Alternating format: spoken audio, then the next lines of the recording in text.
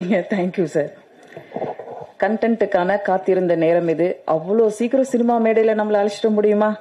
அன்பான வார்த்தைகளால் சிறகடித்து பரப்பவர், நட்பிற்கு எப்போதும் இதயம் திறப்பவர், தம்பிகளோடு தரணியில் தனியே வரும் அரசியல் சுடர் இவர். அவரை அழைக்க இவர் அழைப்பது ஆசை. அழைக்கிறோம் இயக்குனர் கிட்டு அவர்களை. மீண்டும் தான் அண்ணன் பேசிட்டு இருக்கும்போது அபிநக்ஷத்ரா நாயகி என்கிட்ட வந்து கேட்டாங்க, காதில் வந்து கேட்டாங்க, சார் இன்னும் அடுத்த படம் ரெட் ஜெயின்ட்டானு. ஏமா நியாயமா இது எங்க உட்காந்துருக்கோம், யாரு கூட உட்காந்துருக்கோம்? அதுவும் ஒரு நிமிஷம் நீ ரைட்ல பார்த்தனா துரைமுருகன் உட்காந்துருக்காரு. இவரும் நானும் ஆரம்பத்துல எடுத்த அந்த குறுபடங்கள்லாம் ஒருவேளை கூப்பிட்டு கதை கேட்கும்போது அதுக்கு முன்னாடி அதை பார்த்தாங்கன்னு வைங்களேன், ஐயோ ரெண்டு பேரும் இப்படி உட்கார வேண்டியதான். மகிழ்ச்சி. சரி, இது என் அண்ணனை அழைக்கும் நேரம். கண்ணீர் மட்டுமே மிச்சம் என்று கத்தி கதறி திரிந்தோம். ஏதோ ஒரு குரல் எங்கள் அழுகையை தாண்டி அதிகாரத்தை நோக்கி திருப்பி அடிப்பேன் என்றது. சொல்லி முடிக்கும் முன்னே அந்த குரலின் வேகத்தை கண்ட அரசாங்கம் அவனை சிறையில் தள்ளியது. ஆனால் அடங்கவில்லை அந்த குரல். எங்கெல்லாம் நீதி கிடைக்குமோ அங்கெல்லாம் தேடி அலைந்தது. நீதியை தேடி அரசாங்கத்தின் வாசலில் நின்றது. எங்குமே ஏமாற்றம் என்றதால் தனித்தே ஒரு சக்தியாக மாறி நாம் தமிழர் என்றது. சற்று வேட்டியை இறுக்கி பிடித்துக் கொண்டு ஒரு குரல் யார் தமிழர் என்றது. அப்போதுதான் தமிழனுக்கு புரிந்தது யார் திராவிடன் என்று. விடுமா திராவிடம், விடுமா திராவிடம், விடுமா திராவிட புத்தி.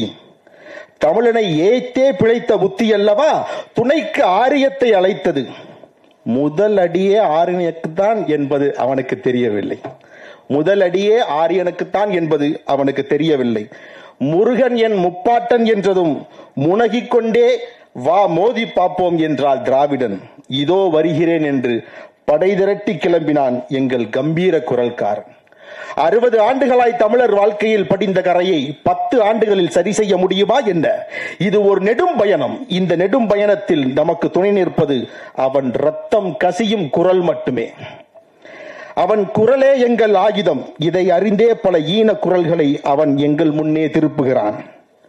அவனுக்கு புரியவில்லை நாங்கள் போருக்கு நேரம் காலம் பார்த்து செல்வதில்லை என்று. அவதூறுகளை மட்டுமே பேசி வாழ்பவனுக்கு ஆயுதம் என்றால் என்னவென்று தெரியுமா என்ன? அறிவாயுதத்தோடு வா, அவன் உங்கள் முன்னே நிற்பான். அண்ணா வாருங்கள்.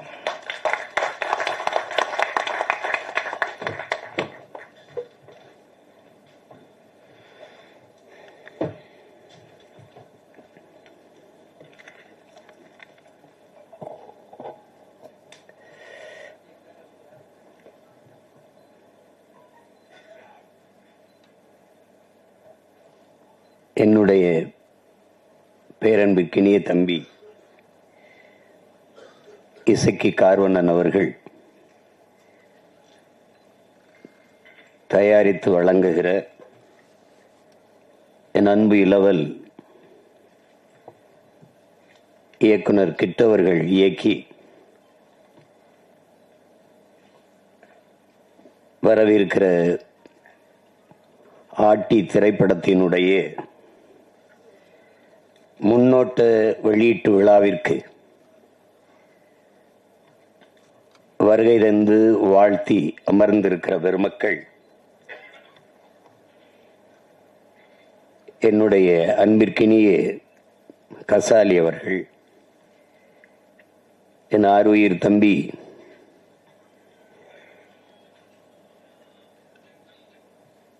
உறவில் மட்டுமில்லாது உணர்வோடும் என்னோடு இணைந்து களத்தினில் நிற்கிற இயக்குனர் நடிகர் திருமுருகன் அவர்கள்,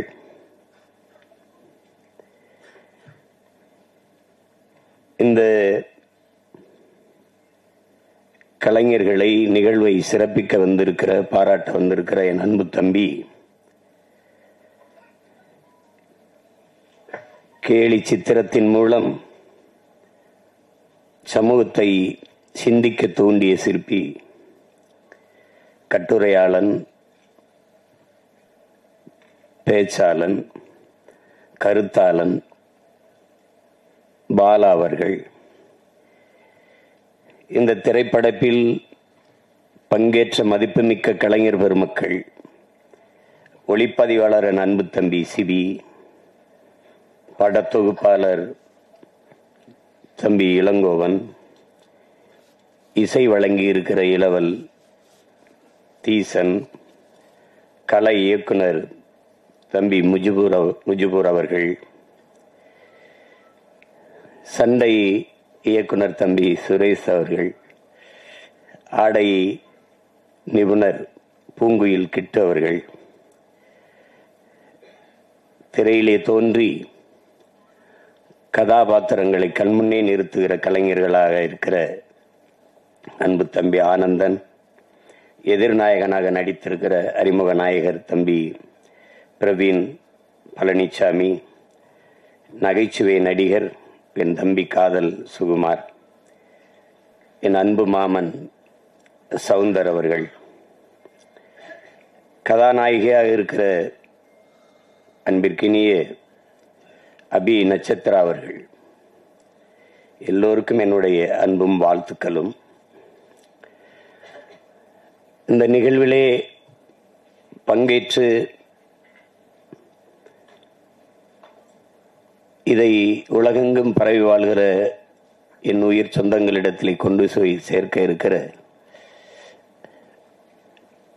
அச்சு ஊடக, காணொளி ஊடக என் உறவுகள் அனைவருக்கும், குறிப்பாக மதிப்புமிக்க பெருமக்கள் அன்பிற்கினிய அண்ணன் நெல்லை சுந்தரராஜன் அவர்கள், பெருதுளசி, பழனிவேலுங்கையா அவர்கள், தம்பி மீனாட்சி போன்ற மதிப்புமிக்க பெருமக்கள், எப்போதும் நான் பேரன்பு கொண்டு நேசிக்கிற என் அன்பு சொந்தங்கள், உங்கள் அனைவருக்கும் என்னுடைய அன்பும் வணக்கமும். இங்கே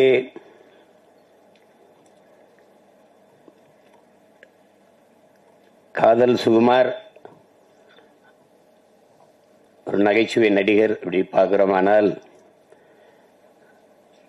அவன் மற்ற நடிகர்களைப் போல ஒரு புகழ்பெற்ற ஒரு திரைக்கலைஞராக இல்லை என்றாலும் அவன் ஒரு ஆகச்சிறந்த தமிழ் மகன், பெரிய உணர்வு கொண்ட, இன உணர்வும் மான உணர்வும் கொண்ட ஒரு மகன். அந்த சூழலிலே அவன் வளர்ந்து வந்து கொண்டிருக்கிற காலங்களிலே இன உணர்வோடு எந்த நாட்டிற்கு சென்றாலும் தன்னுடைய உணர்வு குன்றாமல் நம் உறவுகளிடத்திலே நின்ற ஒரு தம்பி. அதனால் அவனிடத்திலே எனக்கு ஒரு தனிப்பட்ட பேரன்பு எப்போதும் உண்டு. இங்கே என் அன்பிற்கினிய தம்பி துரைமுருகன் அவர்கள் சொன்னது போல, துரையும் கிட்டும் சேர்ந்துதான் அந்த நையப்புடையை அந்த வலையொலியை தொடங்கினார்கள். ரொம்ப நன்றாக செய்தார்கள். கிட்டுவிட்ட இயற்கையிலேயே அவன்கிட்ட ஒரு சிறந்த படைப்பாற்றல் அவன்கிட்ட உண்டு. அது எதையுமே சுருக்கமா அதை சொல்லி புரிய வச்சிருவான் ஒரு இதை. அதுல நகைச்சுவை உணர்வோடு கேலியும் கிண்டலுமா கொண்டு போய் சேர்க்கிறதுல பெரிய கெட்டிக்காரன் அவன். எங்களோடு இந்த அரசியல் பயணத்தில் இல்லாத திரைப்பயணத்தில் போனது எனக்கு மகிழ்ச்சியா இருந்தாலும், ஆனால் எங்களுக்கு அது ஒரு இழப்பு தான். அப்படிப்பட்ட ஒரு படைப்பாளி இழந்திருப்பது இழப்பு தான். அதுல அவன் திரைத்துறை பக்கம் வந்து பல படங்களை இயக்கினான். அவன் இயக்கிய படத்தில் எனக்கு இந்த சல்லியர்கள் படம் நம்ம நிறைவை தந்தது. அந்த படத்தினுடைய 2 நிகழ்விலே நான் பங்கேற்று பேசினேன். அந்த படத்தை என் தம்பி துரை சொன்ன மாதிரி 150 கோடி முதலீடு செய்து எடுக்கிறவர்களுக்கு கதை இல்லை. 1.5 கோடியில் ஆகச்சிறந்த படத்தை எடுப்பான். அப்படி ஒரு படைப்பாளி. சல்லியர்கள் படம் பார்த்தீங்கன்னா உங்களுக்கு தெரியும், ரொம்ப நல்லா எடுத்துப்பான், நேர்த்தியா எடுத்துப்பாப்ல. எங்களுக்கு ஒரு பயம் என்னென்றால், இந்த எங்களுடைய விடுதலை போராட்டங்களை இன அழிப்பு அந்த தொடும்போது அது ரொம்ப உணர்வுபூர்வமானது, அது சரியா செய்யணும், இல்லைன்னா சிக்கலாயிடும். எங்கள் தலைவருக்கு அதில் ஒரு பெரிய கனவு. அவரை போல இந்த இனத்தில் பிறந்தவன்ல திரைக்கலையை நேசித்த ஒரு மகன் இதுவரைக்கும் இருக்க முடியாது. இங்கே இருந்த கட்சிகள், குறிப்பா கம்யூனிஸ்ட் இயக்கங்கள், திராவிட இயக்கங்கள் எல்லாம் திரைக்கலையை ஒரு சாக்கடை, குப்பை, சினிமாக்கார பயல், இப்படிதான் பேசி பேசி அதை சாக்கடை சாக்கடையே என்றே சொல்லி கொண்டு விட்டார்கள். அதுல உருண்டு பிறண்ட நாயும் பண்ணியெல்லாம் நாட்டாண்டுட்டு போயிடுச்சு. இதான் நடந்தது பெரிய விபத்து. அது திரைக்கலையை ஒரு எங்கள் தலைவன் எனக்கு இப்படி என்கிட்ட சொல்றாரு பாருங்க, திரைக்கலை என்பது அறிவியலின் அழகான குழந்தைன்னு சொல்றாரு. அந்த வார்த்தையை எப்படி பயன்படுத்துறாரு பாருங்க, அறிவியலின் அழகான குழந்தை. திரைக்கலை ஒவ்வொரு தேசிய இனத்தின் அழகிய கலை முகம். எப்படி வைக்கிறார் பாருங்க. இப்படி பேசல அவரு மெதுவாக சொல்றாரு, நான் அதை எடுத்து சொல்றேன். அந்த பார்வை அவர் இடத்துல இருந்தது. அது காரணம்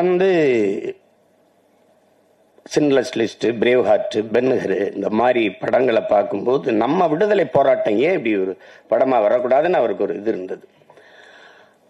ஒரு கெடுவாய்ப்பா தமிழ் பேரினத்தில் அவர் ஒரு நிர்வாக தலைவனா இல்லாம தன் இன விடுதலைக்கு போராட்ட களத்தில், போர்க்களத்தில் நிற்கக்கூடிய தலைவனா இருந்துட்டான்.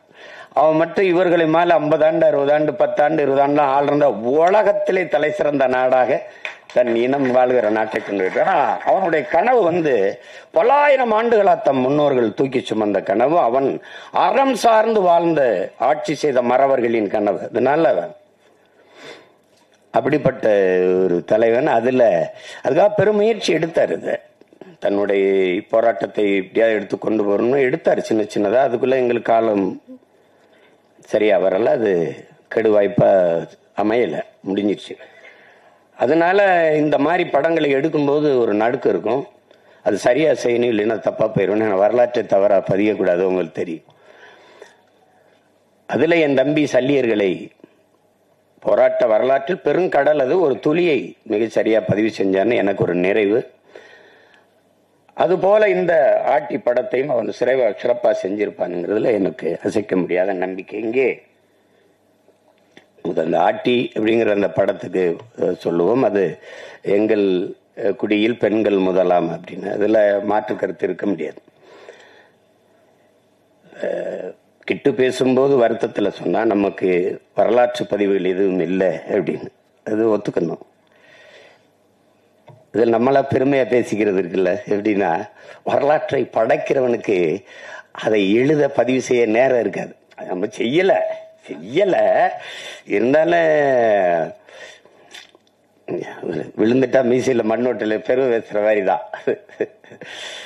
அடி எப்படி இப்படி அடிச்சானு, எவ்வளவு அடிச்சாலும் தாங்கினேன் பத்தியில, அது மாதிரி பேசிக்கிறதா. அதையும் உணர்ந்தவன் இந்த இன வரலாற்றுல என்னுயிர் தலைவன் மேதகு பிரபாகரன் அவர்கள் மட்டும்தான். இப்ப எங்களுக்கு பாத்தீங்கன்னா, நமக்கு நம்ம பாட்டை அரசனுக்கு அரசன் அருள்மொழி சோழன் உலகின் பல்வேறு நாடுகளை வென்று கடல் பல கடந்து படை பல நடத்தி பல்வேறு நிலப்பரப்பு வென்று 3வது பெரிய பேரரசை நிறுவினார். இது ஒரு, ஆனா அது அது ஆண்டாங்கிறதுக்கு ஒரே ஒரு சான்று தான் இருக்கு, பெருவுடையார் கோயில் தான் இருக்கு, தஞ்சை பெரிய கோயில் மட்டும். அதுக்கு முன்னாடி இன்னொரு பாட்டன் கரிகால் பெருவள சோழன் ஆண்டுகாண்டா நம்மள, அதுக்கும் சான்று இந்த கல்லணை தான். இல்லைன்னா எங்களுக்கு கதையை முடிச்சிருப்பான், அதை வச்சுட்டு நாங்க எதோ சொல்லிட்டு இருக்கோம். அப்ப நமக்கு வரலாற்று சான்றுகள் இல்லை, தமிழர்களுக்கு வரலாறு இல்லை. அப்ப இலக்கிய சான்று தான் இருக்கு, வெறும் இலக்கிய சான்று தான் இருக்கு. அதுல இப்ப பாண்டிய நெடுஞ்செழியன் மதுரை ஆண்டான், அதுல எங்க பாட்டி கண்ணகி பெருமாட்டி போய் கால் சிலம்பி உடைச்சு இது நீதியை நிலைநாட்டினான்னு ஒரு காப்பியம் இருக்கு, ஆனா வரலாறு இல்லை. அப்ப அதுல இந்த வரலாற்றை மீட்டுருவாக்கம் செய்யறதுல ஒரு பெரிய சிக்கல் இருக்கு. என்ன இங்க சொன்ன மாதிரி, கிட்டு செஞ்ச மாதிரி நம்மளுடைய வரலாற்றை பதிவு செய்யலாம் நம்மவே இல்லாதனால எல்லாம் கற்பனை ஆயிடுச்சு. இலக்கியம் பொய் பேசும், சுவைபட சொல்லு. இலக்கியம் என்பது நயம்பட உரைத்தல், அதுதான் உங்களுக்கு. அது சுவைபட சொல்லுதல், அது பொய் பேசும். இப்ப உருகி சுகம்பெறா மார்பை திருகி எரிந்தால் தீயிட்டால்னு சொல்லும் போது அது என்ன இப்படி அப்படின்னு கேட்கும்போது, அப்ப நான் எங்க வாத்தியார், தமிழ் வாத்தியார் குப்புசாமி எனக்கு பாடம் நடத்தும் போது, அப்ப இப்ப இருக்கிற மதுரை வேற மதுரையா ஐயான்னு கேட்டார். அப்படி இல்லடா, தீ பற்றி எரிந்ததுன்னா வாழ்ந்த மக்கள் அவளுக்கு நேர்ந்த துயரத்தை துன்பத்தை கண்டு வயிறு எரிந்தார்கள்ங்கிறத அப்படி சொல்லியிருக்காங்க, சுவைபட அப்படின்னு. அப்ப இலக்கியம் பொய் பேசும், இதிகாசங்கள் பொய் பேசும், புராணங்கள் பொய் பேசும், காப்பியம் காவியம்லாம் பொய் பேசும். ஆனால் வரலாறு பொய் பேசக்கூடாது, பொய் பேசாது, பொய் பேசாது. அதனாலதான் நாங்கள் முற்றுமுழுதாக வரலாற்றில் புறக்கணிக்கப்பட்ட ஒரு இனத்தின் மக்கள் இன்றைக்கு வரைக்கும். இப்ப உதாரணமா இப்ப கண்ணகி அவளை எடுத்துக்கிட்டா எங்களுக்கு என்ன பெருமை இருக்குதுன்னா, சோழ நாட்டுல பிறந்து பாண்டிய நாட்டுல இறந்து சேர நாட்டுல தெய்வமாகிறா. எழுதின எங்க பாட்டன் இளங்கோவடிகள் 3 மன்னர்களை இணைத்து, 3 நிலப்பரப்பை மன்னர்களை இணைத்து ஒரு காப்பியத்தை எழுச்சுகிறார். அது காப்பியம், அது கற்பனை. ஆனால் கண்ணகியிலும் சிறந்தவள் இருக்கிறார் எங்கள் குலத்தில் இங்க முன்னோர். அது எங்க பாட்டி வேலு நாச்சியார். அது காவியம், இது வரலாறு.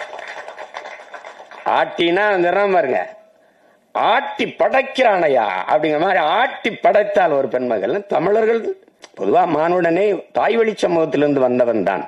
முதல் திணையிலே நம்ம முதல் நிலத்திலே தாய் வழியில், 2வது நிலமும் தாய் வழி, 3வது மருத நிலத்தில் என்று வேளாண்குடிகளாக மாறுகிறோமோ, அவன் காட்டை பார்க்க போகும்போது வீட்டை பார்க்க பெண் இருக்கும்போது, ஒருவனுக்கு ஒரு தீங்கிறது வரும்போது தந்தை வழி சமூகம் ஆயிருது. அங்கதான் முதல் எழுத்து. எங்க ஐயாமே சொல்றாருல, பேரை போடும்போது அவரு எசக்கிய சேர்த்துக்கிட்டாரு அப்படின்னு.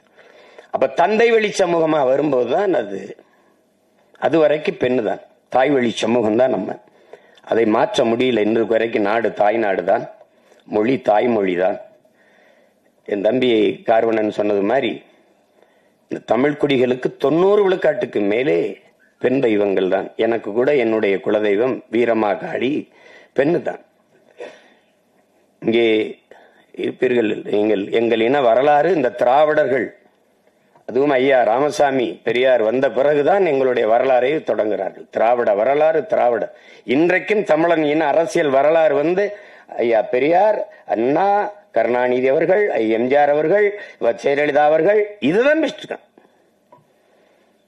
என்னுடைய வரலாறு அதுக்கு எவன் கண்டுபிடிச்சான்? 50,000 ஆண்டுகளுக்கு மூத்ததுங்கிறான் ஒருத்தன். ஆதியில் காடுகளில் வாழ்ந்த மனிதன் முதலாக பேசிய மொழி தமிழ்ங்கிறான் ஒருத்தன். அங்கிருந்து நகர்ந்து வரத் தொடங்கும் போது மனிதன் பேசிய மொழியில் இருந்த ஒளியும் எழுத்து வடிவம் இன்றும் தமிழிலே காண கிடக்குங்கிறான் ஒருத்தன். அப்ப இவ்வளவு என்றைக்கு என் இனம் முன்னோன் என்னுடைய மொழியின் முதல் எழுத்து உயிரெழுத்தை ஆவை எழுதினானோ அன்றைக்கு தொடங்கிச்சு தமிழனுடைய இன அரசியல் வரலாறு. முதலா கப்பல் ஓட்டினவன் கடலுக்குள்ள என் பாட்டு அரசேந்திர 60,000 யானைகளை கொண்ட படையை வச்சிருந்திருக்கிறான். 60,000 யானைக்கு சோறு போட்டிருக்கிறான், தீனி போட்டிருக்கான், அதுக்கு பாகன் வச்சிருந்திருக்கான், வீரன் வச்சிருந்திருக்கான். அந்த யானைகளை கப்பல்ல ஏத்தி கொண்டு படையை நடத்திருக்கான். எங்கேயும் போர் போடல. 60,000 யானையை வரிசையா நிறுத்தி வீரர்களை மேல நிறுத்தி ஆயுதத்தோட நிறுத்தினா எதிரி நாட்டு படை வீரன் குதிரையில நின்னவன் காலை தூக்கி யானை பிளிரிச்சு அவ்வளவுதான் கும்பிட்டான், சாமி என்னை விட்டு நீ ஆண்டுகன்ட்டு. உண்மையிலதான் 60,000 யானை. நீங்க ஔவையார்லாம் 1000 யானை நின்னதுக்கே பயந்துட்டான். தேட்டர் விட்டுலாம் ஓடிட்டான், திரையரங்கு விட்டு ஓடிட்டான். அப்பா உங்களுக்கு தெரியுது. அப்படி வாழ்ந்து அவ்வளவு பெரியது. அது பெருமையா பேசல. ஓடுகிற நீரை தடுத்து பாசனத்திற்கு பயன்படுத்திட முடியும்னு அறிவியல் தொழில்நுட்பம் வளராத காலம் 1800 2000 ஆண்டுல தொற்றுக்கான் ஒருத்தன் கரிகால சோழன். ஒரு பயம் ஒண்ணு அதெல்லாம் பேசல, எவனும் பேசல, யாரும் பேசுறது இல்லை, எவனும் பேசுறது இல்ல. ஒரு கைம்பெண் 200 ஆண்டுக்கு முன்னாடி ஒரு விதவை பெண் வெள்ளச்சேலை உடுத்தி முக்காடை போட்டு மூளையில் உட்காந்து மூக்க சிந்திட்டு அழுகுன்னு. இதுதான் இருந்த நிலைமை. புருஷன் செத்து போயிட்டான். என் பாட்டை முத்து விடுங்கண்ணா, செத்து போனான். கோயில் வாசல செத்து பணமா கிடக்குன்னு. என் பாட்டை 2 பேரும் போகாதேங்கிறான். மருது பாண்டி 2 பேரும் தளபதி. போக வேணா, வெள்ளக்காரன் வருவான் சுத்துவான் அப்படின்னு பயப்படுது. ஒண்ணு கவலையே படாம மகளை தூக்கிக்கிட்டு போய் அவன் உயிரற்ற கிடந்த உடலின் மீது சத்தியம் செஞ்சு இழந்த நிலத்தை நான் மீட்டே தீர்வேன்னு போறா ஒரு மகள், ஒரு கைம்பெண். இந்த சமூகம் சொல்ற மாதிரி ஒரு பெண்மகள்.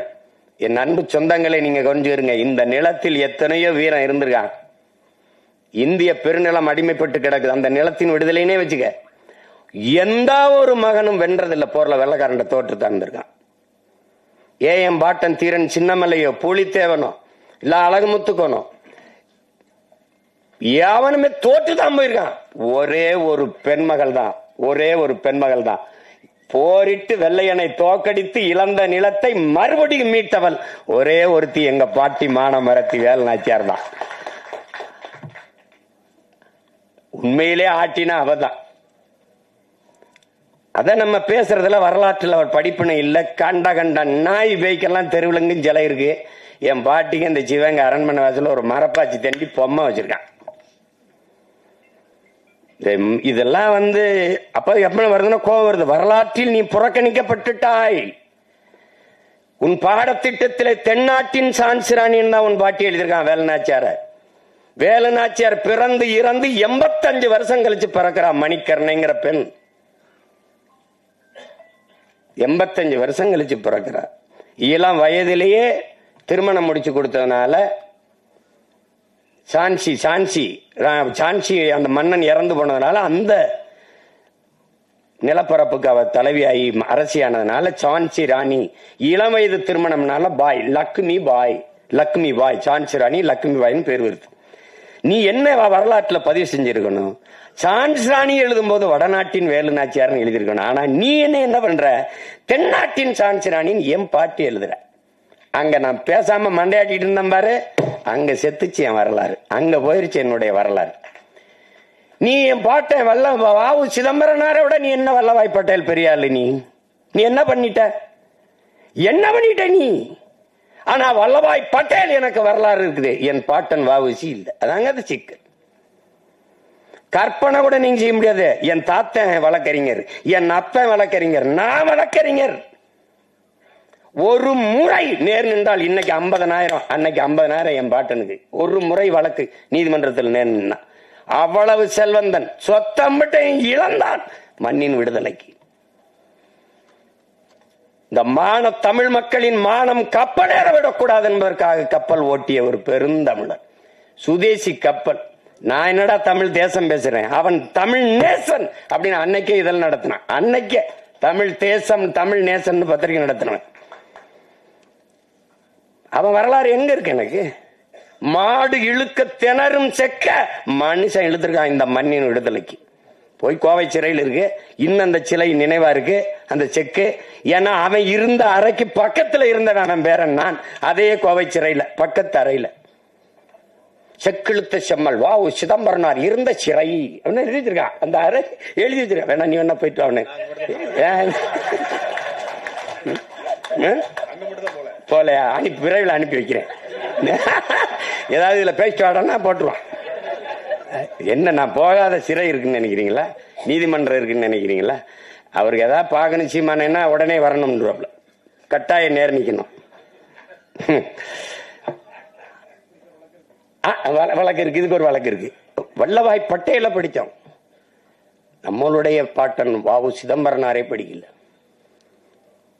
நீங்க எல்லாம் நான் கோவப்படுறேன்றீங்க, நான் கோவப்படுறதே பரவாயில்ல. என் தம்பியெல்லாம் கொந்தளிச்சுட்டாப்ல. இங்க பாருங்க, தொலைக்காட்சியில என் உடன் பிறந்தார்கள் இருக்கிறீங்க. தந்தை பெரியார், கலைஞர் அதான் பேசுறீங்க. நீங்க ஜெயலலிதா அம்மா சொல்லணும், இவர் அப்பா சொல்லணும், அவரை தந்தை சொல்லணும், இவரை கலைஞர் சொல்லணும். ஆனா எங்களை மட்டும் வாவுசி மாப்போசி என்னடா சீசின்னு பேசிட்டு நீ? எப்படி இருக்கு? எந்த மான தமிழன் இதை ஏற்பான்? வாவுசி மாப்போசி, என் சிலம்பு செல்வர் மாப்போசி, செக்கிழுத்த செம்மல் வாவுசி சொல்ல முடியாத ஒண்ணல்ல. தமிழ் தென்றல் திருவிக்கா, தனித்தமிழ் அடிகளார் மறைமலை அடிகள், முத்தமிழ் காவலன் கியாப்பை விஸ்வநாதர் பேச முடியாத ஒண்ணல்ல. பேச முடியுமா? முடியாது. திரைப்படத்தில் நடிச்சோம்னா தலைவர் என்ன சொல்றாருன்ற, தலைவர் என்ன சொல்ற, எங்க தலைவன் என்ன சொல்ற, திருப்பிரபாகர் என்ற டேய் கழுத்த திரி விடலனை பாட்டு. நீ ஏன் அவரை மேதகன்னு சொல்ல மாட்டியா? பேசுறத பாரு, நீ பேசுறத பாரு. பேசு, நாளைக்கு கூட பேசுவான் பாரு. எப்படி பேசுவான் பாரு. தமிழர் தந்தை சீபாதித்தனார் சொல்ல முடியாதா? சிந்தனை சிற்பி சிங்கார வேளர் அப்படி சொல்லியிருக்கியா நீ? எங்கேயாது சொல்லியிருக்கியா? ஆனா இதை மட்டும் பாரு, இதை மட்டும் தமிழன் விழித்துக் கொள்ளனேன்னு வச்சுக்கிறீங்க. பெரியார் தந்தையாயி, ஐயா ஸ்டாலின் அப்பாவாயி, ஜெயலலிதா அம்மாவாயி, நம்ம எல்லாம் எவன் என்னன்னு தெரியாம போயிரும். பெத்தப்ப அம்மாவை மறந்துட்டு நீ தான் அம்மா அப்பான்னு சொல்லிட்டு திருவேங்க. இப்படிதான் உன் வரலாற்றை இழந்த நீ, இப்படிதான் இழந்த. நான் தான் படிக்க வச்சேங்கிறத நீ எப்படி நம்பின? நீ எப்படி நம்பின? உன் இனத்தில் எத்தனை பெண்பார் புலவர்கள்? 100க்கும் மேற்பட்ட பெண்பார் புலவர்கள். நச்சினார், கிணியர், அவ்வை, எத்தனை அறிவு மூதாட்டியே உன் பெண் பெருமகள் அவ்வை. பெண்களை காப்பிய நாயகராக வச்சு பாடியவன் தமிழன். சிலப்பதிகாரம், மணிமேகலை, எத்தனை காப்பியங்கள். குல தெய்வங்களாக வச்சு கும்பிட்டவன் தமிழன். அப்ப எப்படி எங்க நீங்க நான் தான் பெண்ணடிமை நீக்கின எங்க நீக்கின நீ படிக்க வச்ச சரி எதை? திருக்குறளை, சிலப்பதிகாரத்தை, மணிமேகலையை, சிவக சிந்தாமணியை, வளையாபதியை, குண்டலகேசியை, ஐங்குறுநூறுவை, 18 அகநானூறுவை, புறநானூறுவை, கலித்தொகையை, கலிங்கத்து பரணியை படிக்க வச்ச, கம்ப ராமாயணத்தை படிக்க வச்ச, இதையெல்லாம் எழுதினவனை எவன்டா படிக்க வச்சது? பதில் வச்சிருக்கியா? பதில் வச்சிருக்கியா? பெரியார் தான் படிக்க வச்சார். வச்சுக்க. பக்கத்துல இருந்த அறிஞர் அண்ணாவா WMA 2 முதுகலை படிச்சாரு. அண்ணாதுரை ஐயா, அதுக்கப்புறம் ஐயா அன்பழகன், நெடுஞ்செழியன், இவர்கள் 3 பேரையும் படிக்க வச்சது யாரு? அவருக்கு பக்கத்திலே உட்கார்ந்து இருந்தாங்களப்பா. ஏன் இதெல்லாம் நீங்க கேள்வி எழுப்பல?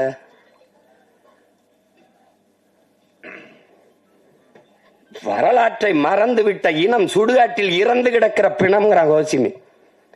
எங்க இருக்குது ஒன்னு? எங்க நீ பெண்ணை அடிமைப்படுத்தின? தமிழன் பல்வேறு நிலப்பரப்பை வென்றான். எந்த இனத்தையாவது அடிமைப்படுத்தி ஆண்டான். ஒரு செய்தி சொல்றா பாப்போம். என் மாண்புடா, என் மாண்பு தமிழ் பேரன்பின் தாயிடா. இல்லைன்னா யாதும் ஊரே யாவரும் கேளீர்னு எந்த மொழி சொல்லிருக்குடா? பிறப்பு ஒக்கும் எல்லா மனிதருக்கும் கூட பாடல, எல்லா உயிருக்கும். உலகத்துல எந்த மொழி சொன்னது? என் தமிழ் தான் சொன்னது. என் தமிழ் தான் பாடியது. புதியதோர் உலகம் செய்வோம், கெட்ட போரிடும் உலகத்தை வேரோடு சாய்ப்போம். என் தமிழ் தான், என் தமிழ் தான். காக்கை குருவி எங்கள் சாதி, நீள் கடலும் மலையும் எங்கள் கூட்டம். எங்கள் தமிழ் தான். இந்த எனக்கெல்லாம் கற்பிச்சேங்கிற பாரதி பிறந்து இறந்து 1921 நம்ம பாட்டன் பாரதி இறந்து போறான். 36 தான் ஐயா ராமசாமி பெரியார் பேசவே ஆரம்பிக்கிறாப்ல.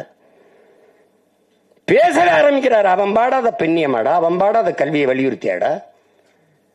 எப்படி? தமிழை சனியன் என்கிறார், அவன் இனிது என்கிறார். வான் அளந்த அனைத்தும் அளந்த வன்மொழி வாழியவங்கிறான். வான் அளந்த அனைத்தும் அழிந்ததரா என் தமிழ்ங்கிறான். வான் அளந்த அனைத்தும் அறிந்ததரா என் தமிழ் வளர்மொழி வாழியவேங்கிறான். நீ காட்டு மிராண்டிங்க.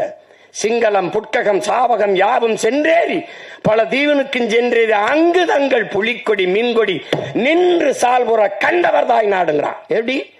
நீ காட்டு மிராண்டிங்கிற. அவன் என்ன தர்றான் பாருங்க. முட்டாள்கள்ங்கிற. உலகம் புறாவென்று தன் கொடிய நாட்டியவன்டா பரம்பரையிடாவேங்கிறான். எப்படி இருக்கு? வெறியில தான் ஒருத்தன் வந்துட்டான். டே, தாய பழித்தவனை யாரு தடுத்தாலும் விடாதே, உன் தமிழை பழித்தவனை தாயே தடுத்தாலும் விடாதேங்கிறான். இதுல எங்கிட்டு இருக்கார் பெரியார் சிறியார்? எங்களுக்கு எவனா இருந்தாலும் சரிதான். என் மொழியை இழிவு செய்தவன் எவனா இருந்தாலும் எங்களுக்கு எதிரிதான். தமிழ் சனியன் ஒளி. முதல்ல அந்த சனியனை ஒளிடா. இதான்டா கோட்பாடு. இல்ல பெரிய தத்துவம் அதெல்லாம் தூக்கிட்டு வர்றதில்லை. எங்க கோட்பாடை பாரு. இப்படி எவனா பாத்தியா? என் இறைடா, என் இறை சிவன் தன் உடலில் சரி பாதையை கொடுத்து நிற்கிறான். அது ஆணுக்கு பெண் சமம் அல்ல. என் உடன் பிறந்தார்களே, ஆணும் பெண்ணும் சமம். அதான் எங்க கோட்பாடு, எங்கள் நிலைப்பாடு. ஆணுக்கு பெண் என்ற கோட்பாட்டை ஏற்கல. ஆணும் பெண்ணும் சமம். அதை நிறுவி காட்டியவன் எங்கள் உயிர் தலைவன். ஆணுக்கு நிகராக பெண்ணுக்கு அரசியல் செய்ய காவல்துறையிலே, வான்படையிலே, கடற்புடி படையிலே, கரும்புடி படையிலே எல்லாவற்றிலும் சமபங்கை கொடுத்தவன் என் உயிர் தலைவன் மேதகுவே பிரபாகரன் அவர்கள். அதைத்தான் அவன் பிள்ளைகள் இன்று 234 இடம் என்றால் 117 ஆண்கள் 117 பெண்களை கொடுக்க காரணம் அதுதான். இதில் பெருமை ஒன்றுமில்லை, பிறவி கடமை செய்கிறோம், அவ்வளவுதான். பெண்ணை போற்றாத எந்த இனமடா உயர்வடைஞ்சிருக்கு. பெண்ணு என்னது தனியா வந்து ஒப்பந்தம் பண்ணி செய்யற பொம்மை அது. என்னை பெற்றவளடா, என் உடன் பிறந்தவளடா. அதன் போற்றாத சமூகம் எப்படி மேன்மை அடையும்? எப்படி உயர்வடையும்? எப்படி உயர்வடையும்? பெண்ணடிமை தீரு மட்டும் பேசும் திருநாட்டில் மண்ணடிமை தீர்ந்து வருதல் முயல் கொம்பேங்கிறான் புரட்சி பாவலர். அதான் இங்க இருக்கிறது. பெண்ணால முடியாதுன்னு என்ன இருக்குது? அப்ப எப்படி எங்க பாட்டியால முடிஞ்சது, வேலுநாச்சியாரால முடிஞ்சது? நடந்தது நிகழ்காலத்துல. பெண்புலி எங்க தலைவர் ஒரு இதா கொடுக்கிறாரு, ஒரு இலக்கை, இதை போய் செய்யுங்கன்னு. பல முறை ஆண் போராளிகள் நம்ம பிள்ளைங்க போய் பாருங்க, தோற்று வராங்க. போன எல்லாருமே ஆண் புலிகள் தான். ஏன் இதுல பெண் புலிகளுக்கு நம்ம பிள்ளைகளுக்கு வாய்ப்பு கொடுக்கல? ஏன் அவங்க போகலன்னு தலைவர் கேட்கும்போது, நம்மளாலே முடியல, நம்ம பசங்களாலே முடியல, பெண்கள் எப்படி அண்ணான்னு கேட்கும்போது, இல்ல ஒரு தடவை கொடுத்து பாருங்களேன் வாய்ப்பு. சரியாக போய் அந்த இலக்கை வென்று முடித்து வந்தார்கள். உங்களுக்கு தெரியும், நம்மளுடைய அங்கையர்கண்ணி நம்முடைய அக்கால் முதல் பெண் கரும்புலி. உங்களுக்கு தெரியும் எல்லாம். உங்களால் கற்பனை செய்ய முடிகிறதா என் உடன் பிறந்தார்களே, பேரன்பு மிக்க பெற்றோர்களே, சிங்கள ராணுவ கடற்படையினுடைய மொத்த கட்டுப்பாட்டையும் வைத்திருக்கிற ஒரு கப்பல், ஒரு போர்க்கப்பல். அந்த கப்பல்ல தான் மொத்த கடற்படை இயக்கமும் இருக்கு. அதான் இருக்குது, அதுக்குள்ள இருக்கு. அதை தகர்க்கணும். அதை தகர்க்க ஒரு தலைவன் யார தேர்வு செஞ்சிருக்கலாம்? ஆனால் ஒரு பெண்மகள், அவள் பேர் அங்கையர்கண்ணி. அந்த அங்கையர்கண்ணி அவள் கரும்புலியாக அவளை தேர்வு செய்யறாங்க. அப்படின்னா நெஞ்சில குண்டை கட்டிட்டு வெடிக்கணும். அவளே ஆயுதமா மாறணும். அதான் கரும்புலின்னா அவளே ஆயுதம், உயிரே ஆயுதம். அதான் அது. அப்ப போகும்போது அவளுக்கு அந்த 2-3 நாள்ல, நாளைக்கு காலையில ஒரு கரும்புலி மறவனுக்கு இந்த நாளில், இந்த கிழமையில், இந்த தேதியில், இந்த நேரத்தில் நான் சாக போகிறேன் என்பது தெரியும். ஆனால் மகிழ்ச்சியா தான் இருப்பான், எல்லாரோட பேசிட்டு இருப்பான், சிரிச்சிட்டு இருப்பான். இந்த நொடியில நம்ம சாக போறோம்னு தெரியும். அப்படி ஒரு மகளுக்கு தெரியுது, ஒரு பெண் மகளுக்கு தெரியுது. அவள் அந்த பெரிய இலக்கை தகர்க்கணும். அதுல 3 நாளைக்கு முன்னாடி காய்ச்சல் வந்துருது. இந்த காய்ச்சல் அடிக்கிறதே சக தோழிகளுக்கோ போராளிகளுக்கோ சொல்லிட்டா அன்னைக்கு தகவல் போயிடும். உங்களுக்கு உடம்பு முடியலன்னா அன்னை நம்மளை பின்னடை வச்சுட்டு வேற ஆளை தேர்வு பண்ணிடுவாருன்ட்டு அதை விட்டு கொடுக்காம, அதை சொல்லாமல், தன் உடல் நிலை சரியில்லாதையும் சொல்லாமல் அந்த மகள் அப்படியே வச்சு அந்த உடல் அந்த காய்ச்சல் அடிக்கிறதோட அவ அதிகாலையில பயணப்படுறா போய் அந்த தாக்குதலுக்கு. ஒரு மாலையில கிளம்பி எல்லாரும் போய் இரவுல இன்னும் இருக்கு, நாங்க ஆவணப்படம் வச்சு வெளியிட்டோம். பயணம் அனுப்பி வைக்கிறாங்க. தன்னுடைய சகாக்கள் எல்லாம் போய் ஒரே மகள் 36 கிலோமீட்டரை ஒரு கடும் குளிரில் கடலுக்குள்ள தனி மகளா, ஒரு பெண்மகள் ஒரே மகள் அந்த குளிர்ந்த அடர்ந்த குளிருக்குள்ள ஆழ்கடல் நீஞ்சி போறா. 36 கிலோமீட்டரை 13 மணி நேரங்கள் ஒரே மகள் தனியாக நீஞ்சி போய் இந்த இரவு முடிஞ்ச அடுத்த பகல் தொடங்குற 12 மணிக்கு நடு உள்ள போய் அந்த கப்பல்ல போய் நின்று நடு கப்பலை அடிச்சு தகர்த்து எரிஞ்சா பாரு. உலகம் திரும்பாச்சு. ஒரு மகள், ஒரு பெண் மகள். குலதெய்வம் எப்படி உருவாகுதே? இப்படிதான். அந்த மகள் அங்கையர்கண்ணிதான் தன்மானமிக்க தமிழ் பேரினத்தின் குலதெய்வமாக மாறி நிக்கிறான்னா அதுதான். அப்படிதான் எங்க குலதெய்வம் ஒன்னும். அதனால பெண்ணுனால் இது முடியாது என்று சொல்வது ரொம்ப கடினம். ரொம்ப அப்படி சொல்லிட்டு போக முடியாது. அதனால இந்த தமிழ் சமூகம் பெண்களை பெரிதும் போற்றிய ஒரு சமூகம், பெரிதும் போற்றிய சமூகம். பெண்ணை இதுவரைக்கும் பேர் சொல்லி கூப்பிட்டது கிடையாது. அம்மா, தாயே, தெய்வமே. அப்படிதான் இன்னைக்கு நம்ம வீடுகள்ல கூப்பிடுறது அப்படித்தான் இருக்கு. அப்படிதான் இன்னும் கூப்பிடுவான். ராசாத்தி, கண்ணு, அம்மா, என் தெய்வமே, என் தாயே, அப்படிதான் கூப்பிடுவாங்க. அப்படிதான் இதுவரை நம்ம வீடுகள்ல எல்லாரும் அப்படி கூப்பிடுறது வழக்கம் இருக்கு. அது வரலாற்றில் புறக்கணிக்கப்பட்ட, நிராகரிக்கப்பட்ட இனத்தின் மக்கள் ஒரு நாள் தங்களுக்கான வரலாற்றை தாங்களே எழுதுவார்கள் என்று அறிவாசான் அண்ணல் அம்பேத்கர் சொல்றார் என்றால் அது சும்மா அல்ல. அப்படி வரலாற்றில் நிராகரிக்கப்பட்ட, புறக்கணிக்கப்பட்ட இனத்தின் மக்கள் எங்களுக்கான வரலாற்றை நாங்களே மீட்டுருவாக்கம் செய்கிற, மறுபதிப்பு செய்கிற பணியை செய்கிறோம். அதில் ஒன்றுதான் என்னுடைய தம்பி கிட்டு போன்ற திறமைமிக்க திரைக்கலைஞர்கள் செய்து வருகிற சிறிய சிறிய முயற்சி. அதில் இன்னைக்கெல்லாம் பொன்னியின் செல்வன் ஒரு படம் பார்த்தா அதுதான் நம்ம சோழ வரலாறுன்னு நினைச்சிட்டு இருக்கோம். அது ஒரு புதினம், அது ஒரு நாவல். அது ஒரு ஒரு திரைக்கதையா அது ரசிக்கத்தக்க சொல்லப்பட்டது. உண்மையான வரலாறு அது ஒண்ணும் இல்லையே. ஆதித்ய கரிகால என்ன தற்கொலை பண்ணி செத்து போட்டான்னு இருக்கு கதை, காதல் தொழில செத்து போனான்னு வருது. அது சரி, என்ன பண்றது அது? அப்ப உலகெங்கும் ஒவ்வொரு இனத்தையும் வரலாறு தான் வழி நடத்துது. அப்ப என் இன வரலாறு தான் என்னை வழி நடத்தணும். ஆனால் எனக்கு ஒன்று வரலாறு இல்லை. அப்ப அதுதான் இங்க இருக்கிற தடுமாற்றத்துக்கு காரணம். அதுதான் உங்களுக்கே தெரியும். தமிழருடைய அரசியல் வரலாறுன்னா இதுதான் இருக்குது, இதுதான் இருக்குது. அதை பேச மாட்டாங்க, நீங்க அதை சொல்லவே மாட்டாங்க. ஆகப்பெரும் மேதைகள் அறிஞர்கள் வாழ்ந்த நிலம் இது. ஜீவானந்தம் சிங்காரவேலரை தாண்டி இங்க வேணுமா? அயோத்திதாரசர், ரெட்டமலை சீனிவாசன், MC ராசாவோட தலைவர்கள் உங்களுக்கு வேணுமா? இல்ல அவங்களாம் தலைவரா தெரியலையா? பெரும் பெரும் மேதைகள் வாழ்ந்திருக்காங்க இந்த நிலத்தில். தன்னலமற்று உண்மையும் நேர்மையுமாக இந்த மக்களுக்கு வாழ்ந்து மறந்திருக்கான். கக்கன் தாத்தா காமராஜர், தாத்தா கக்கன், தெய்வ திருமகன் தாத்தா முத்துராமலிங்க தேவர், எவ்வளவு பெரிய மேதைகள் இந்த நிலத்தில் இருந்து வாழ்ந்திருக்காங்க. அந்த வரலாறுலாம் புறக்கணிக்கப்பட்டிருக்கு. தமிழனுக்கு எவன் தலைவனா வந்தாலும் சாதி மதத்துக்குள் தள்ளுவான். தமிழன் அல்லாத எவன் வந்தாலும் அவனை அப்படியே தலைவனா ஏற்று கொண்டாடுவான். இது ஒரு நோய், இது ஒரு நோய். சீமான் வந்தா என்ன ஆளுக, அதுதானே என்ன ஆளுக, நம்ம ஆளுகளா அப்படின்னு என்னையே கேட்டான் தோல் மேல கைப்பட்டு, நீங்க என்ன ஆளுகன்னு. நான் அப்படியே நான் சித்தாளுக, உங்க வீட்டுல பூச்சி வேலை இருந்தா சொல்லுங்க, பூசிட்டு போறேன்னு. அது தெரிஞ்சுக்கிற ஆர்வமா இருப்பான். விசாரிப்பா, எப்படி விசாரிப்பான்னு நினைக்கிறீங்க? நீங்க எந்த ஊரு? ராமநாதபுரம், சிவகங்கையில எந்த ஊரு? அப்பா என்ன பாக்குறாப்ல? அப்பா அவன் சொந்தக்காரன், அவன் சாதிக்காரன் பேரவர்னு சொல்லி அவர் உங்களுக்கு என்ன வேணும்பா. இவன் ரொம்ப கஷ்டப்படுறான்னு நான் என்ன ஆளுகன்னு சொல்லிடணும். ஏன்னா இந்த சாதி தாங்க, என்னங்க உங்க பிரச்சனை? நான் உங்க வீட்டுக்கு பொண்ணு கேட்டு வரலையே. எப்படி இருக்கு புரியுதா? இது தன்னின பகையால் தாழ்ந்து வீழ்ந்த ஒரு சமூகம். காப்பா அரவாணன் ஐயா, அவரை யாருன்னு கேட்டுறாதீங்க. என்னடா புதுசா ஏதோ காப்பா அரவாணன்னு கதை விடுறான்றாதீங்க.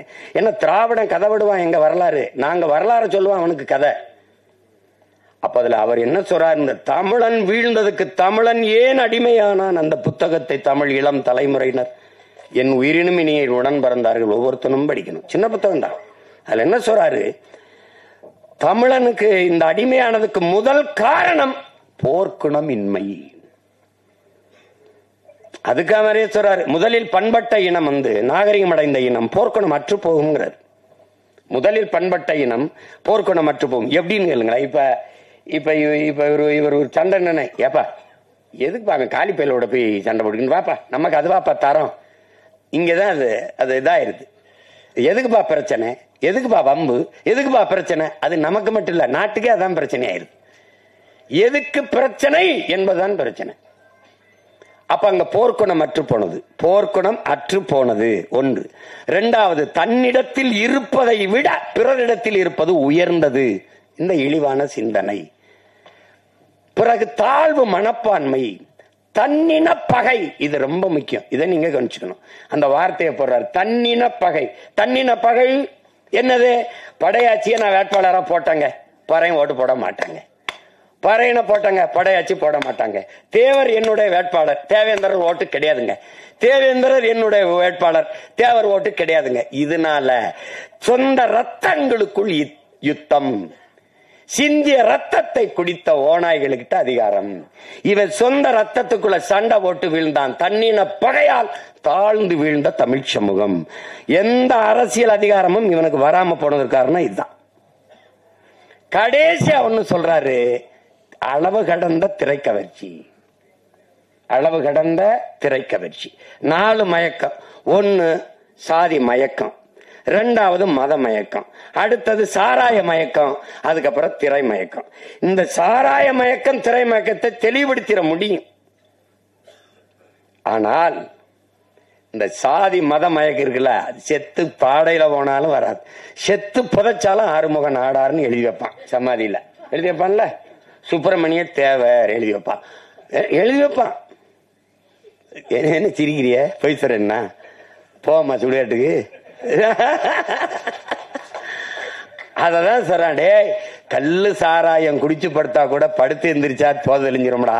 இந்த சாதி மதம் செத்தாலும் கர்மம் போகாது. மத்ததெல்லாம் குடிச்சாத்தான் போத ஏறும், சாதி மதமும் சொன்னாலே ஏறிடும்ன்றா. இப்ப இந்த போதை, இன்னொரு போதை உங்களுக்கு தெரியுது, இந்த திரை கவர்ச்சி, திரை மயக்கம். திரை மயக்கம் அது பேராபத்தானது. அதுக்கப்புறம் உங்களுக்கு சாதி ஒரு அரசியல், மதம் ஒரு அரசியல். நமக்கு இருக்கிற புரிதல் என்ன, அரசியல் என்பது எல்லா உயிர்களுக்கும் நம்ம மறந்துடும். சாதி மத கடவுள் உணர்ச்சி என்பது மனிதனுக்கு மட்டுமானதுங்கிறதையும் நம்ம மறந்துடும். இந்த மனிதனுக்கு மட்டுமான இந்த சாதி மத கடவுள் உணர்ச்சி எல்லா உயிர்களுக்குமான அரசியலில் கலப்பதுதான் பேராபத்தா இருக்குது. ஒரு நாட்டின் மிக உயர்ந்த பதவியில் இருக்கிற ஒரு தலைவர், குறிப்பாக உள்துறை அமைச்சர், ஹோம் மினிஸ்டரா இருக்க ஒரு தலைவர் மதுரையில் வந்து இந்து மக்களின் ஒற்றுமை அப்படின்னு பேசிடுற, இந்திய மக்களின் ஒற்றுமைன்னு பேசியிருக்கணும். அப்ப இந்து மக்களின் ஒற்றுமைன்னு ஒரு நாட்டின் மிகப்பெரிய தலைவரே பேசும்போது அங்க எங்க தேச ஒற்றுமை இருக்கும்? அது எப்படி இருக்குது? அது எவ்வளவு பெரிய ஆபத்தான ஒரு கருத்தா இருக்குது பத்தியல. இதுதான் பிரச்சனை. இதை ஒழிக்கணும்னா ஒரே ஒரு ஆயுதம் தான் நம்மகிட்ட இருக்குது, அதுதான் புரட்சி. கட்சி அரசியல்களால் இதை சரி செய்ய முடியாது. புரட்சி ஒன்றால் தான் இந்த தீமைகளை எல்லாம் புரட்டி போட முடியும். இல்லை என்றால் ஒவ்வொரு நாளும் ஐயோ ஊழல், ஐயோ லஞ்சம், ஐயோ கொலை, ஐயோ கொள்ளை, ஐயோ சாராயம், ஐயோ நீ உனக்கு என்னைக்கு கோபப்பட்டிருக்கோம்? நம்ம நாட்டின் பாதுகாப்புக்கு எல்லையில நின்று போரிட்டு நாட்டின் பாதுகாப்புக்கு நின்ன படை வீரன் செத்து உயிர் கொண்டான். உயிரற்ற உடல் வருது. எத்தனை கோடி, எவ்வளவு லட்சம் இந்த நாடு மத்திய மாநில அரசுகள் கொடுத்திருக்கு? யாராவது நெஞ்ச தொட்டு சொல், யாராவது சொல், யாராவது சொல். இந்த நாட்டின் ராணுவ வீரன் நாட்டை பாதுகாக்க போரிட்டு எல்லையில நின்று செத்து வந்தான். மத்திய அரசு 1 கோடி அறிவிச்சது, 2 கோடி அறிவிச்சது, முடியாதா? மாநில அரசு கொடுத்தது. ஒருத்தன் வெங்கல பதக்கம் வந்தா 1 கோடி அந்த நிறுவனம், 1 கோடி இந்த மாநில அரசு, 1 கோடி அந்த அரசு என்றா. அப்ப செத்து வந்ததுக்கு என்ன கொடுத்திருக்கு? கள்ளச்சாராயம் குடிச்சு செத்தவனுக்கு 10 லட்சம். ஒரு முதலாளி அவன் காட்சி வித்து பல லட்சங்களை சம்பாரிச்சு கொண்டிருக்கிறான். கொழுப்படுத்து போய் ஒருத்தன் குடிச்சு செத்துருக்கான். ஒரு முதலாளியின் லாப தேவை, ஒருத்தன் போதை, இதுல செத்து விழுந்தவனுக்கு 10 லட்சம் மக்கள் காசுல கொடுக்கப்படுது. ஆனா நாட்டை காப்பாத்த எல்லை நின்று செத்து வந்தவனுக்கு எத்தனை லட்சம்? யாராவது சொல்லுங்க. நான் ராணுவத்துக்கு போய் செத்தன்னா, நாட்டுக்காக செத்தால் என் வீட்டை என் நாடு பாதுகாக்கும்ங்கிற எண்ணம் வராத போது எவன்டா நாட்டு ராணுவத்தில் வந்து சேருவான்? எவன் சேருவான்? அப்புறம் தேசப்பற்று எப்படி வரும்? நாட்டுப்பற்று எப்படி வரும்? நாட்டுக்காக செத்தவன் மீதே நாடு பற்று வைக்காத போது நாட்டுப்பற்று எவனுக்கு வரும்? சாதாரண குடிகளுக்கு எப்படி நாட்டுப்பற்று வரும்? எப்படி வரும்? எல்லாத்தையும் நம்ம சகித்துக்கிட்டோம் பாருங்க. இந்த இடத்துல கோவப்படல, இந்த இடத்துல கேள்வி வரல. ஏன் இப்படி நடக்குது? கேள்வி வரல. ஏன்னா குப்பையை கூட்டுற தொழிலாளியை கூட நீ தனியார் முதலாளிக்கு கொடுத்துருவீங்கன்னா அப்ப எதை நீ வச்சுப்ப? 1 கிலோ குப்பை, 1 கிலோ குப்பை வரல 12 ரூபாயாங்க. யாராவது சொல்லுங்க, எல்லாம் படிச்சவங்க தானே இருக்கீங்க. 1 கிலோ குப்பையை அள்ளி எடுக்க 12 ரூபாயா? ஒரு கழிவறையை கழுவி முடிக்க 350 ரூபாயா?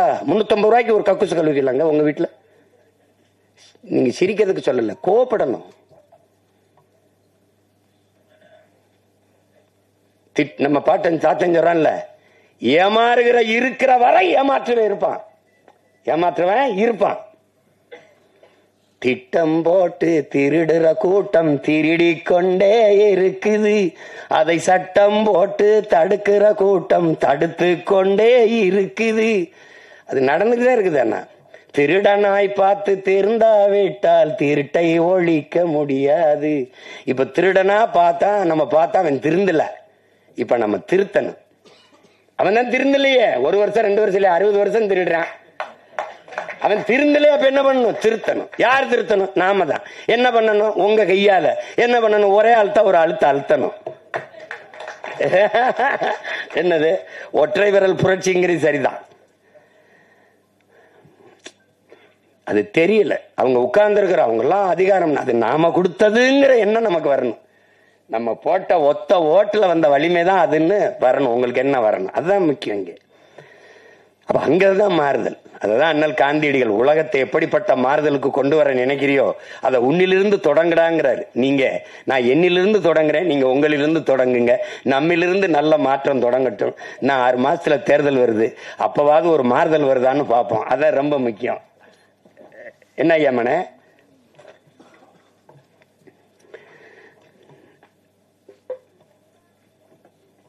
நானும் எங்க ஐயா மையனும், நான் எனக்கு ஐயா மையன், அவருக்கு நான் எப்பவுமே அராஜகம்தான். நாங்க உங்களுக்கு தெரியும், எங்க அப்பா தமிழ் கடல் நெல்லைக்கண்ணன் எங்க அப்பா. அவங்க எப்பவும் என்னை மகனே ஐயான்னு தான் அழைப்பாங்க, மகனேன்னு அழைப்பாங்க. நான் ஏதாவது கேட்டா வாழ்க வாழ்க தமிழுடன் அப்படிதான் சொல்லுவாங்க. வாழ்க தமிழுடன். எப்பவுமே வைக்கும்போது ஐயா படிக்கணும், ஐயா படிக்கணும், ஐயா படிக்கணும், ஐயா படிக்கணும், அது சொல்லிட்டு தான் வைப்பாங்க. அப்படி எங்களை தமிழ் பால் ஊட்டி வளர்த்த தாய் தந்தை எல்லாமே எங்க அப்பா தான். எங்க அப்பாவுடைய அன்பு மகன் எங்க ஐயா மகன் சுகா அவர்கள். பெரிய அறிஞர், அமைதியா இருப்பாரு, பெரிய எழுத்தாளர், பெரிய ஆற்றலாளர், பெரிய திரைக்கதை. அது அந்த என்னன்னா, எங்க அப்பா இளையராஜாவுக்கு முன்னாடி நான் ஒரு காரியம் சாதிக்கணும்னா பாடி காட்டினா போதும். டே நீ பாடாத நான் செய்யறேன்னுவாங்க. எங்க அப்பாவுக்கு முன்னாடி பாடி காட்டணும்னா நீங்க என்ன வேணாலும் நான் பாடி காட்டுவேன், பாடுவேன். அது ஒரு தடவை என்னை கூட டே என் முன்னாடி நீ பாடி காட்டுறேன்றாப்ல. அப்ப நான் சொல்லிட்டு தானே பாடினேன். என்ன தெரியுமா, அதுல அந்த வானத்தை போல மனம் படைச்ச மன்னவனே அப்படின்னா நல்லா இருக்காப்பா, நான் பாடிடுறேன். இல்லடா நீ என் முன்னாடி பாடி, உங்க முன்னாடி தான் பாடி காட்ட முடியும். அப்படி ஏன் அவர் பாடும்போது ஒரு கோவம் வராதுன்னா, அவர் சுதி சுத்தமா பாடுவாரு, இசை தெரியும், எனக்கு தெரியாது. அதனால அவர் ஒரு மெட்டு போட்டு வச்சிருப்பாரு, நான் ஒண்ணு பாடி விடுவேன். அதுல டே தயவு செய்து பாடாதரா, நீ என்ன சொல்றியா செஞ்சிரண்டா. அது மாதிரி அவ்வளவு ஒரு இது. எங்க ஐயாமே சொன்னதெல்லாம் உண்மைதான். ஏன்னா உங்ககிட்ட சொல்றதுக்கு என்ன, நான் முத மேடையில எப்படி பேசுறதுன்னு எனக்கு யாரும் கத்துக் கொடுக்கல. எனக்கு கத்துக் கொடுக்கல. 5 வயசுல எப்படி எல்லாம் மேடையில ஏறி பேசணும் அப்படின்னு கத்துக் கொடுக்கல. எப்படி சண்டை போடணும்னு தான் 5 வயசா இருக்கும்போது ஒரு சிலம்பு கம்பை கொடுத்து கத்துக்க சொன்னாங்க. அப்புறம் 10ஆவது படிக்கும்போது கராத்தே வகுப்புல போய் சேர்த்து விட்டாங்க. முதல்ல சண்டை தான் கத்துக்கிட்டேன், அப்புறம் தான் பேச கத்துக்கிட்டோம். மேடையில பேசும்போது ஒருத்தன் குறுக்க பேசிட்டு இருந்தா முதல்ல கத்துக்கிட்டது ஞாபகத்துக்கு வந்துருது. அவங்க எல்லாம் நிறுத்திக்கிட்டு இருக்காங்க, நான் போய் அடிதடியில ஈடுபட்டு இனிமே சிறைக்கு போறேன்னு. சிறையில இருந்து வந்துதான் கட்சி ஆரம்பிச்சிருக்கேன். அதையும் கவனத்தில் வச்சுக்கிட்டு பேசணும். நான் ஆள் வச்சு அடிப்பேன்னு நினைக்கிறாங்க, நானே போய் அடிப்பேன். அதெல்லாம் தம்பி, ஏன்னா நான் இங்க இருக்கிற தலைவர்கள், ஐயா கருணாநிதி ஐயா, ஐயா எம்ஜிஆர் ஐயா, ஐயா அம்மா ஜெயலலிதா அம்மா எல்லாம் பார்த்து அரசியல் செய்ய வந்தவன்ல. தான் செத்தாலும் சரி தன் இனம் வாழ்ந்தால் போதும் நின்ன உலகத்தின் தலை சிறந்த வீரன், என் இனத்தின் பெருமாவீரன் பிரபாகரனின் மகன். சும்மா போய் இதெல்லாம் கிடையாது. இப்ப எங்க ஐயா பரிணாமன் பாடல நினைவுபடுத்தினாங்க. என் தம்பி எசைக்கு கார்வண்ணன் கூட அண்ணன் பாடினாங்க. இதுதான் வேலை. சமைப்போம், சாப்பிடுவோம், டப்பாவை கவித்து வச்சுட்டு தாளம் போட்டுக்கிட்டு மாறி மாறி நாங்க பாடுவோம். அந்த பாட்டை நம்ம கம்யூனிஸ்ட் கட்சியில் நாங்க பயணிக்கும் போது நம்ம தோழர்கள் பாடினதான் ஐயா பரிணாமன் பாடல். குறிப்பா என்னுடைய தம்பிகள் ரொம்ப நல்லா பாடுவாங்க. இது ஆனா அதுல என்ன நான் விட்டுட்டேன் பிறன்னா, 10 தலை ராவணனே ஒத்த தலை ராம வென்றான்னு வருது. நமக்கு புரிதல் வரும்போது 10 தலை கிடையாது, அதுவும் வரலாற்று திரிவுதான். கலை 10ல் தலை சிறந்தவன், திசை 8ம் புகழ் கொண்டவன் ராவண பெருந்தகை.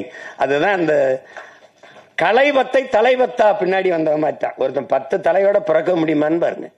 அதுல இன்னும் கோவம் வரும் பாருங்க. அந்த ஜண்டுபாம் விளம்பரத்துக்கு அப்படியே பலே ராவணா ஜண்டுபாம், டே நான் வர்றதுக்குள்ள ஓடி போயிருங்கன்னா கொண்டே வருவேன். அவன் கலைவத்தில் தலை சிறந்தவன், திசை 8ம் புகழ் கொண்டவன். அத போய் கலைபத்தை தலைபத்தாக்கி ஒத்த தலை ராம வென்றான்னு போட்டான். அதுல மொத்தத்துல வீரம் வேணும்னதுல நான் ஒத்துக்கிறேன். அது ஒத்துக்கிறேன். அந்த பாடல் அதை விட்டுற போறேன். ஆனால் இவ்வளவு நேரம் இந்த நிகழ்ச்சியை மிக அழகுற நெறியாலை செய்த அன்பு தங்கை கவிதா அவர்களுக்கு என்னுடைய அன்பும் வணக்கமும் வாழ்த்துக்களும். அவங்க ஊடகத்துறையிலையும் பணியாற்றி கொண்டு இதை எங்க ஐயாமையும் சொன்னாரு, அவங்க தமிழ் நல்லா உச்சரித்து பேசுறாங்கன்னு. ஏன்னா நாங்க தேட வேண்டியது இருக்கு, யாரு தமிழ் நல்லா பேசுறா. இல்ல லைஃப்ல சொல்ல வேண்டியது இல்ல, வாழ்க்கையில வாழ்வுல இருக்கு, சொல்லு இருக்கு. எல்லா சொற்களுக்கும் நமக்கு உயிர் சொற்கள் வேர் சொற்கள் கணக்கில்லாம இருக்கு. பயன்படுத்தணும், கொஞ்சம் பயன்படுத்தணும். அதுதான் நம்ம சொல்றது, வேற ஒண்ணும் இல்ல. யார் மேலே எங்களுக்கு கோபம் இல்ல. தாய்மொழியை பேச தெரியாத இனம் வாழாது. அதனால அது அந்த வருத்தம் தான் எங்களுக்கு. அது ஒண்ணும் இல்ல. தங்கை எப்படி பேசுனதுல எனக்கு ஒன்றும் வருத்தம் இல்லை. ஏன்னா தமிழ் பேசினா படிக்க தெரியாத பிள்ளைன்னு நினைச்சிருவாங்க. நான் பள்ளிக்கூடம் படத்தில் நடிச்சிட்டு இருக்கும்போது இந்த கையெழுத்து நினைவு கையொப்பம் வாங்க வரும்போது நான் தமிழ்ல கையெழுத்திட்டேன் அன்புடன். சினேகா அவர்கள் ஆங்கிலத்தில் கையெழுத்திட்டாங்க. நான் கேட்டேன் அப்படின்னு. ஐயா நான் தமிழ்ல தான் போட்டுக்கிட்டு இருந்தேன். ஒரு தடவை தமிழ்ல போட்ட போது ஒரு அம்மாவும் பொண்ணு கையெழுத்து வாங்கிட்டு போனாங்க. போகும்போது தமிழ்ல கையெழுத்து போடுறாங்க, இந்த இவங்க படிக்கல போறதுக்குன்னு.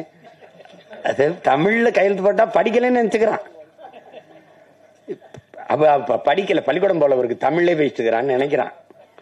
அதனால அந்த பாடல் நீங்க கேட்டிருப்பீங்கன்னு நினைக்கிறேன். அது இப்ப யாரும் அந்த பாடுறது இல்ல. அந்த பாடல்ல 10 தல ராவணன ஒத்த தல ராம வென்றான். இந்த பாட்டை நானே எங்க மாமா சவுந்தர அவர்களும் ஐயா பாக்கியராஜ் வீட்டுக்கு போனோம்னா ஒரு தடவை அந்த பாட்டை பாடுங்க அப்படிம்பாங்க. தாளம் போட்டு நாங்க பாடுவோம். 10 தல ராவணன ஒத்த தல ராம வென்றான், மொத்தத்துல வீர வேணும் சுடலமாடா. இந்த வித்தைகளை கத்துக்காம சத்தியத்தை ஒத்துக்காம கத்துனா போனதெல்லாம் கிடைக்குமாடா தம்பி, கத்துனா போனதெல்லாம் கிடைக்குமாடா. 10 தல ராவணன ஒத்த தல ராம வென்றான், மொத்தத்துல வீர வேணும் சுடலமாடா. இந்த வித்தைகளை கத்துக்காம சத்தியத்தை ஒத்துக்காம கத்துனா போனதெல்லாம் கிடைக்குமாடா தம்பி, கத்துனா போனதெல்லாம் கிடைக்குமாடா. புலி பசித்து கிடந்தாலும் புள்ளை தின்ன மாட்டாது, போட்டத திங்கிறமே சுடலமாடா. நம்ம பொண்டு உள்ள வாழ்க்கையில கண்ட சுகம் ஏதும் இல்ல, தெண்டத்துக்கு உழைக்கிறமே நியாயமாடா தம்பி, தெண்டத்துக்கு உழைக்கிறமே நியாயமாடா. இது அந்த பாடல் ஐயா பரிணாமன் அவர்கள் எழுதினது. அது ரொம்ப முற்போக்கான பாடல். அந்த வரியை தவிர மத்தெல்லாம் நமக்கு உடன்பாடு. இப்ப இருந்தா கூட ஐயா மாத்தி அதை கொடுப்பாங்க அதுல. அப்ப அது எவ்வளவோ பாடல்கள், எவ்வளவோ சித்தர்கள், ஞானிகள், யோகிகள் எல்லாம் தோன்றி என்னென்னமோ. எங்க தாத்தா பட்டுக்கோட்டை சொன்ன மாதிரி முன்பு இயேசு வந்தார், அப்புறம் காந்தி வந்தார், புத்தன் வந்தார், அப்புறம் இயேசு வந்தார், அப்புறம் காந்தி வந்தார். எதையோ சொன்னாங்க, எழுதி வச்சாங்க. எல்லாத்தையும் தான் படிச்சீங்க, என்ன பண்ணி கிழிச்சிங்கன்னு தேவையில்ல. அது மாதிரிதான் இப்ப நானும் நாமளாவது எல்லாரும் சேர்ந்து ஏதாவது உருப்படியா கிழிப்போம் வாங்கன்னு தான் கூப்பிடுறேன். அதுக்கு என்னுடைய தம்பி கிட்டவர்கள் எழுதி இயக்கி என்னுடைய ஆறுயிர் இளவல் எசக்கி கார்வண்ணன் அவர்கள் தயாரிச்சிருக்கிற இந்த ஆட்டி படம் ஒரு சிறிய முயற்சியா இருக்கும். அது சொல்றா, புரட்சி என்பது ஒவ்வொரு மனிதனின் காலடிக்கு கீழே காய்ந்த சருகுகளாக காத்து கிடக்கிறது ஒரு தீக்குச்சியின் உரசலுக்காக அப்படிங்கிறான். ஒரு தீக்குச்சி உரசி போடணுங்கிறதுக்காக காய்ந்த சருகா காத்து கிடக்குதுங்கிறான். அப்படி உரசி போடுற ஒரு தீக்குச்சியா என் தம்பி கிட்டுவனுடைய ஆட்டி படைப்பு இருக்கட்டும் என்று நான் வாழ்த்துறேன். இந்த நிகழ்விலே இவ்வளவு தூரம் பங்கெடுத்து விழாவை சிறப்பித்திருக்கிற என் அருமைக்குரிய உறவுகள், என் அன்பு சொந்தங்கள், மதிப்புமிக்க ஊடக உறவுகள், உங்கள் எல்லோருக்கும் என்னுடைய பேரன்பும் வாழ்த்துக்களும். நன்றி, வணக்கம்.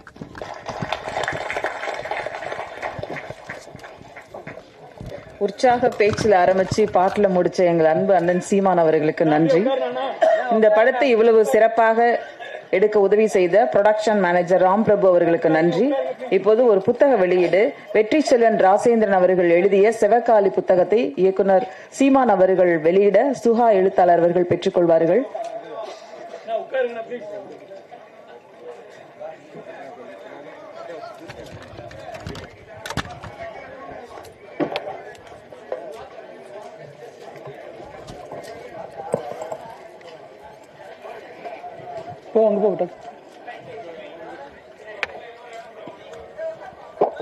நீங்க போங்க நீங்க போங்க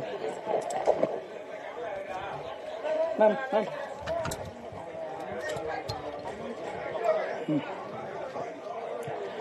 அடுத்ததாக ஆட்டி படத்தின் முன்னோட்டத்தை அண்ணன் சீமான் அவர்கள் வெளியிட பெண் பத்திரிகையாளர்கள் அனைவரும் பெற்றுக்கொள்வார்கள். பெண் பத்திரிகையாளர்கள் அனைவரும்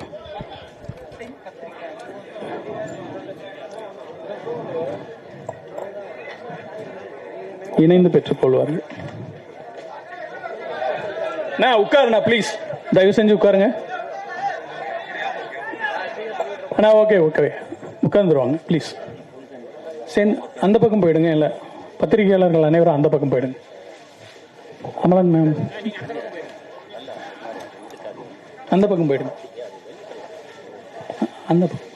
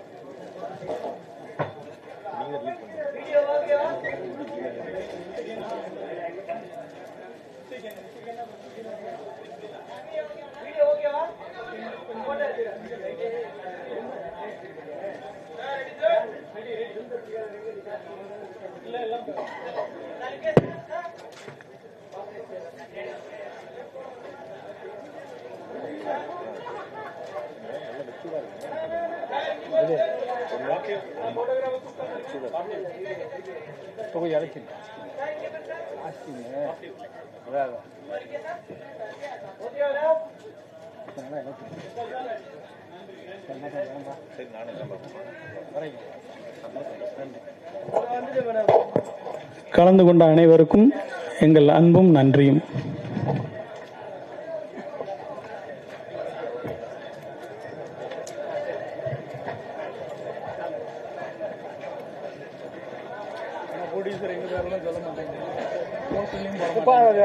சொல்லவே இல்லை.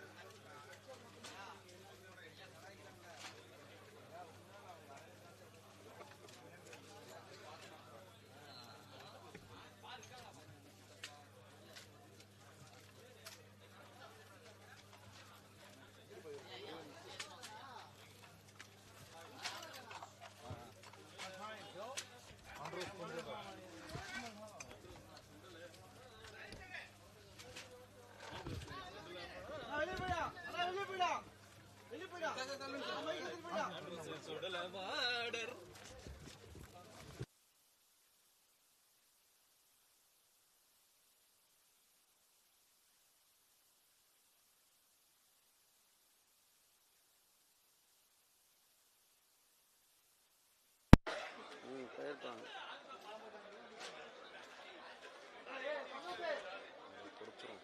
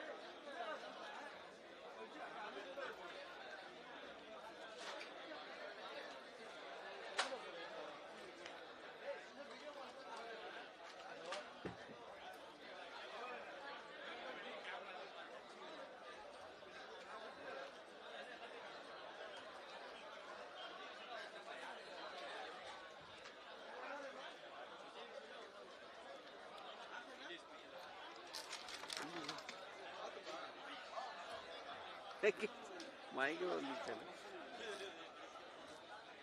என்ன போனாங்க லைட்டாக அவுட்டு கொடுத்தா பரவாயில்ல. எல்லாம் கிளம்பிட்டாங்க.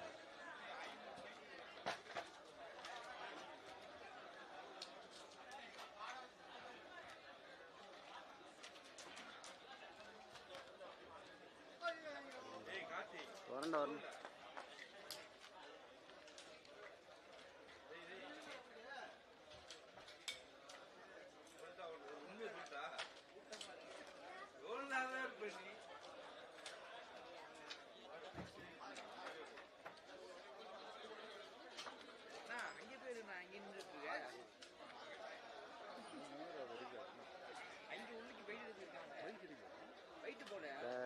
வேற இருக்கா ராஜ்குமார் இருக்காரு.